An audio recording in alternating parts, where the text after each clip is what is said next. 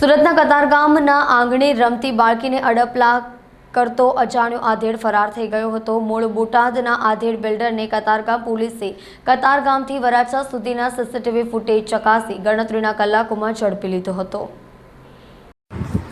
મળતી માહિતી પ્રમાણે કતારગામના રતમાલા 4 રસ્તા વિસ્તારમાં રહેતા અને દિવસ દરમિયાન રત્ન કલાકાર અને રાતે વોચમેનની નોકરી કરતા નેપાળી યુવાનની 7 વર્ષની પુત્રી ગત શનિવારે બપોરે ઘરના આંગણામાં રમતી હતી ત્યારે એક અજાણ્યો વ્યક્તિ ત્યાં આવ્યો હતો અને તારી મમ્મી ક્યાં છે પૂછીને તેની બાજુમાં બેસી ગયો હતો। વ્યક્તિ મમ્મી પપ્પાનો પરિચિત હશે તેવું સમજી બાળકીએ મમ્મી ઉપર છે તેવું કહ્યું હતું। બાજુમાં બેસેલા વ્યક્તિએ બાળકીના ગુપ્તાંગ ઉપર હાથ ફેરવ્યા બાદ તેને આથી બાળકી તાત્કાલિક જ ઊભી થઈ ગઈ હતી અને તેના ઘર બાજુ દોડી જતા તે વ્યક્તિ ત્યાંથી ભાગી ગયો હતો। ઘરમાં પહોંચ્યા બાદ બાળકીએ અજાણ્યાની કરતૂત અંગે જાણ કરી હતી।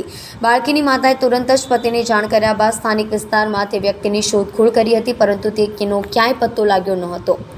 ઘટના અંગે રત્ન કલાકારે કતારગામ પોલીસ સ્ટેશનમાં ફરિયાદ નોંધાવી હતી જેથી પોલીસે સીસીટીવી કેમેરાના ફૂટેજને આધારે તપાસ હાથ ધરી હતી।